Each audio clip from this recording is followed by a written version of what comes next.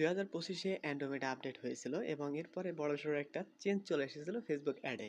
এখন 2026 সাল, এখন আসলে ফেসবুক অ্যাডটা আসলে কিভাবে সাজানো উচিত এবং কিভাবে সাজালে বেটার রেজাল্ট পাওয়া যেতে পারে। তো চলুন এই বিষয়টা নিয়ে একটু বিস্তারিত আলোচনা করা যাক। প্রথমত দেখেন, আমরা 25-এর আগে যখন অ্যান্ড্রয়েড আপডেট আনে নাই, তার আগে আমরা মূলত এঙ্গেজমেন্ট বা আপনার অ্যাডের যে প্ল্যানিং বা অ্যাডের স্ট্রাকচারটা কিন্তু অন্যরকম ছিল। কেমন ছিল? আমরা ফানেলের কয়েকটা ভাগ হিসেবে আমরা অ্যাওয়ারনেস অ্যাড চালাতাম, এঙ্গেজমেন্টের জন্য এঙ্গেজমেন্ট অ্যাড চালাতাম, ট্রাফিকের জন্য ওয়েবসাইটে প্রথম অবস্থায় নেওয়ার জন্য ট্রাফিক অ্যাড চালাতাম। এখন কিন্তু আসলে এভাবে তেমন একটা চালায় না এবং এভাবে তেমন একটা আসলে কাজও করে না। তাহলে আসলে কিভাবে কি করা উচিত?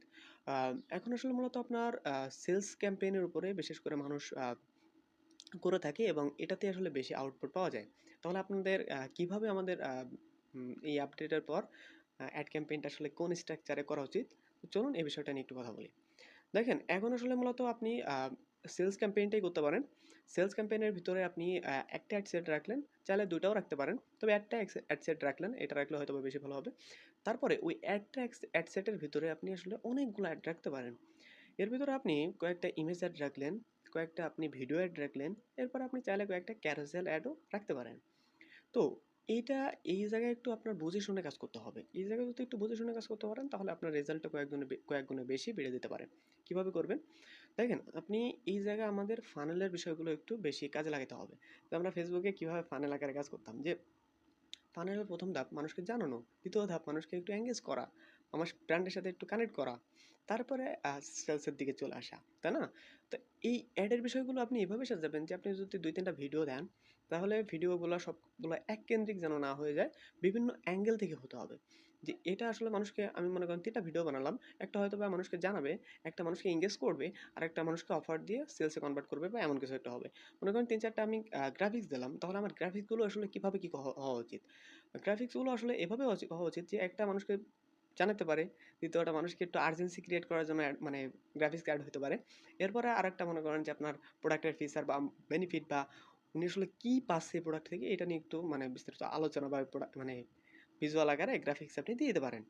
এর পাশাপাশি আপনি ক্যারোজেলও দিতে পারেন। তো যাই হোক না কেন, কথাটা বুঝেন এই জায়গায় একটা মানে জিনিস বোঝার আছে যে আপনার অ্যাডটা যত মানুষকে কনভিন্স করতে পারবে যে আপনি মনে করেন অ্যাজ আপনার কাস্টমার আমি, ঠিক আছে? এখন আপনার অ্যাড আমার সামনে আসতেছে। তাহলে আপনি কি করবেন আমাকে? আমাকে তো একবারে আপনি আমাকে কেনাইতে পারবেন না। আপনার ১ম আমাকে জানাইতে হবে, তারপর আপনার আমাকে এনগেজ করতে হবে, তারপর আপনার আমাকে বিক্রি করতে হবে। তাই আপনিও সেম ভাবে আপনার অ্যাডগুলো বিভিন্ন অ্যাঙ্গেল থেকে একেকটার কাজ একেক রকম। কিন্তু Facebook আপনার কি করবে যে আপনি যখন অ্যাডগুলো রান করবেন, Facebook আসলে এখন তো মানুষের ইন্টারেস্টের উপরে ধরেই অ্যাড নিয়ে যায়। আমাদের টার্গেটিং ওইভাবে আর করা লাগে না।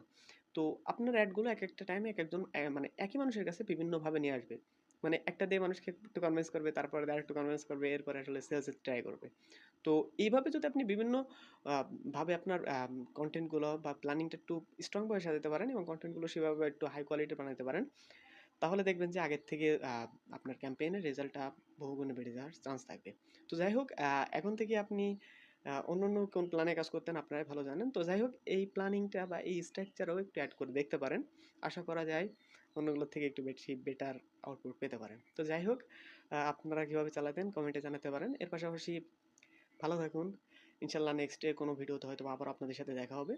তো আসসালামু আলাইকুম ওয়া রাহমাতুল্লাহি ওয়া বারাকাতুহু।